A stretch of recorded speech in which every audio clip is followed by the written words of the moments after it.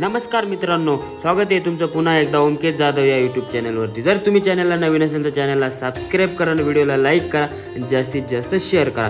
तर आपण जाणार आहे नाशिकच्या सुप्रसिद्ध अशा काळाराम मंदिर एक्सप्लोर करण्यासाठी। तर चला बघूया, आपण सोबत काळाराम मंदिर एक्सप्लोर करूया। जर तुमच्याकडे एंजल वनचं डीमॅट अकाउंट नसेल तर ह्या व्हिडिओच्या डिस्क्रिप्शनमध्ये एक एंजल वनची डीमॅट अकाउंटची लिंक आहे, तर त्या लिंकवर जाऊन तुम्ही एंजल वनमध्ये free of cost demat account open करू शकता, न चार्जेस देता।